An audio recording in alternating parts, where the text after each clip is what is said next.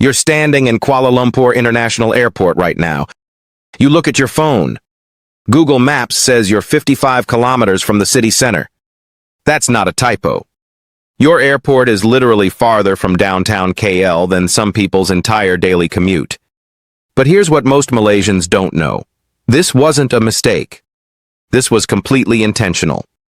And the reason why will change how you see Malaysia's entire development strategy. If you're listening right now, I need your help with something.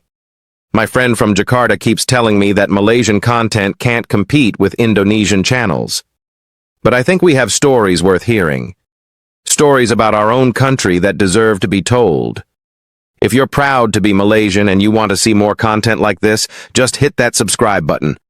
Show him that we support our own. It means everything.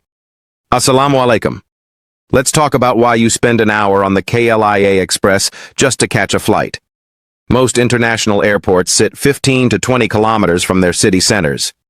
Singapore's Changi, 17 kilometers. Bangkok's Suvarnabhumi, 25 kilometers. Even Jakarta's massive Soekarno-Hatta is only 20 kilometers out. But KLIA? 55 kilometers of highway between you and Pavilion KL. Why would Malaysia do this? The answer starts in 1993. But to understand 1993, you need to understand what Malaysia looked like in 1987. Back then, our main airport was Subang. And Subang wasn't just close to the city. It was practically inside the city. 14 kilometers from downtown. You could literally hear planes from Putrajaya. Sounds convenient, right? It was a nightmare. By the late 80s, Subang was bursting at the seams. The airport was handling 8 million passengers a year. It was designed for half that. The runways couldn't expand because houses surrounded them. Every time a plane took off, thousands of residents filed noise complaints. The government faced a choice: squeeze more capacity from an impossible location or start fresh somewhere else. Here's where it gets interesting. Malaysia didn't just want a new airport. The country wanted to make a statement. This was the era of Mahathir's Vision 2020. Malaysia was racing to become a developed nation. The planners looked at what other countries were doing and said, "We're going to do it bigger, not just a bigger airport." A completely revolutionary approach to aviation infrastructure. The team identified a massive piece of land in Sepang, 55 kilometers south of KL. And everyone thought they were crazy. Critics said passengers would never tolerate the distance. Airlines complained about the location. Even some government officials questioned the decision. But the planners saw something nobody else could see yet. They saw space. Nearly 10,000 hectares of it. At Subang, you couldn't add a single meter of runway without demolishing someone's house. At Sepang, you could build 2 full parallel runways with room for a third. You could design the world's largest airport terminal under one roof. You could create entire cargo facilities. You could plan for 50 years of growth without ever worrying about running out of room.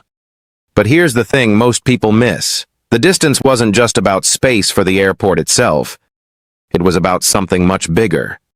Something that would transform the entire southern corridor of the Klang Valley. Think about what happens when you build a major airport. You don't just build runways and terminals. You build highways to connect it. You build rail lines. You attract hotels, warehouses, factories, logistics centers. Every major airport becomes a magnet for economic development. The planners knew this, and they asked themselves a question. What if we use the airport to develop an entirely new... Look at what surrounds KLIA today. You've got Cyberjaya, Malaysia's Silicon Valley, 10 kilometers away. You've got Putrajaya, the federal administrative capital, 20 kilometers north. You've got the Sepang International Circuit hosting Formula One. You've got massive industrial parks and manufacturing facilities. None of this existed in 1993. The airport didn't just serve this development. The airport created it. This is what urban planners call a growth corridor strategy. Instead of cramming everything into existing urban areas, you create new centers of gravity. You pull development outward along transportation axes. The 55 kilometers between KLIA and KL isn't empty space. It's a continuously developing economic zone worth billions of ringgit. But let's be honest, you still have to get there. And that's where Malaysia made another bold bet. The government knew that if the airport was going to be 55 kilometers away, the connection had to be world-class. So they built the KLIA Ekspres, a dedicated high-speed rail line running at 160 kilometers per hour. 28 minutes from KL Central to the airport. No stops in between. When it opened in 2002, it was the fastest airport rail link in Southeast Asia. Even today, it's one of the best airport connections in the region. Compare that to Bangkok, where the airport rail link takes nearly an hour and costs half as much but feels twice as long. Or Jakarta, where getting to the airport involves either expensive taxis or complicated bus transfers. The KLIA Ekspres costs 55 ringgit one way. That's not cheap. A grab costs around 90 to 120 ringgit depending on traffic and surge pricing. So the train is actually the economical choice. But here's what makes the system work. Reliability. The train leaves every 20 minutes during peak hours. It never gets stuck in traffic. You can time your airport arrival down to the minute. Now, did this strategy work? Let's look at the numbers. KLIA opened in 1998 handling 25 million passengers a year. By 2019, before the pandemic, it was handling 62 million.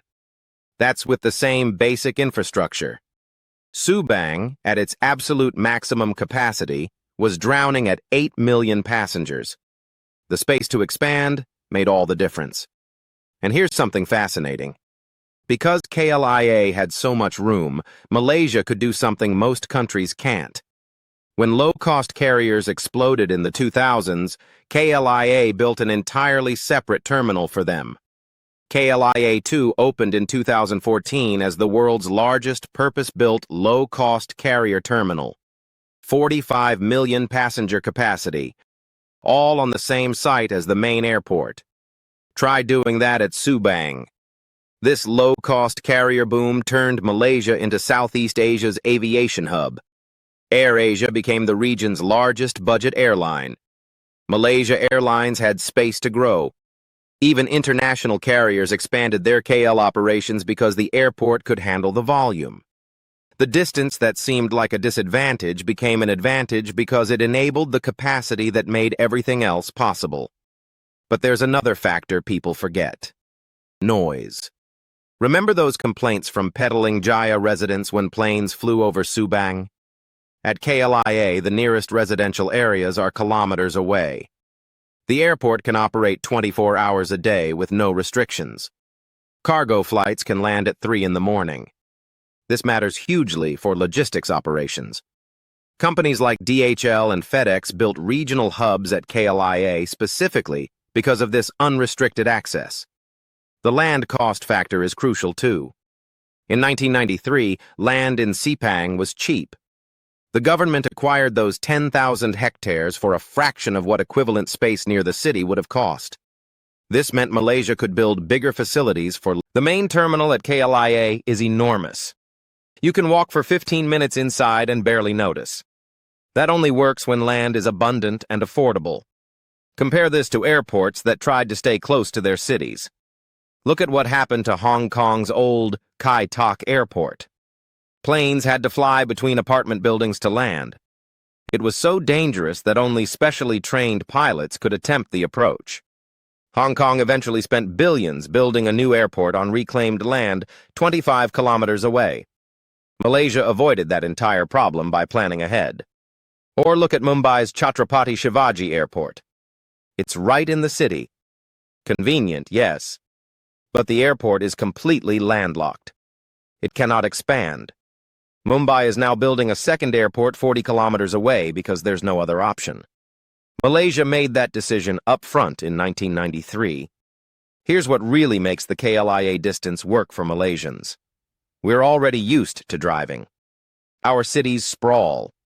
We think nothing of driving 30 kilometers to visit family or meet friends.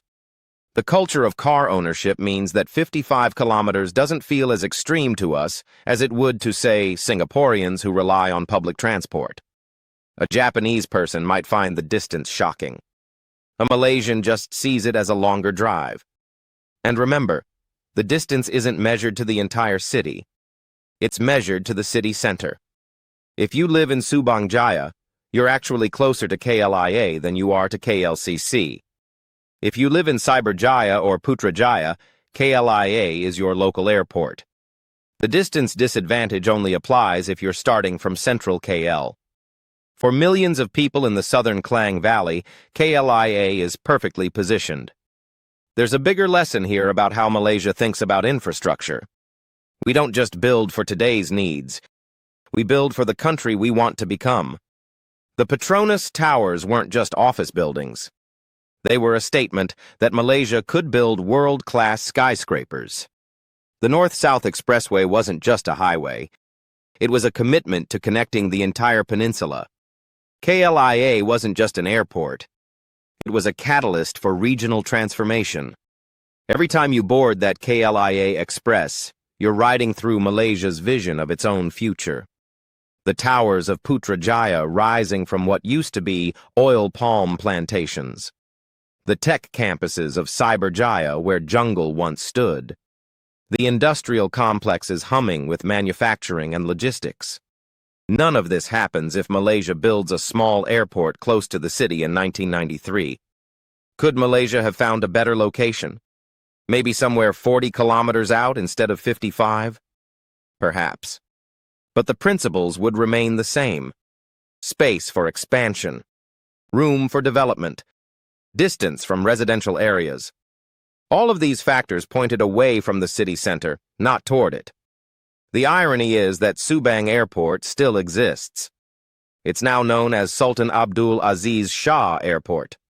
It handles turboprop aircraft, private jets, and some Firefly flights. It's actually quite pleasant for domestic travel, but it maxes out at around 2 million passengers a year. That's about what KLIA handles in 2 weeks during peak season. The contrast tells you everything about why the distance. So yes, KLIA is far from Kuala Lumpur. 55 kilometers of highway and rail track. An hour on the train if you're coming from the wrong part of town. But that distance bought Malaysia something invaluable. The space to dream bigger. The room to build an airport that could serve not just today's travelers, but generations of Malaysians to come. An airport that could anchor an entire new economic corridor stretching from KL to Seremban. Next time you're on that KLIA Express watching the city fade behind you, remember this. You're not traveling away from Malaysia's center. You're traveling toward it.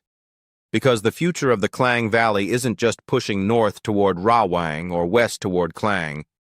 It's pulling south toward exactly where you're headed. And it all started with one audacious decision in 1993 to build the airport everyone said was too far away. That's the real reason KLIA is 55 kilometers from the city. Not because planners made a mistake, but because they saw further than anyone else was looking.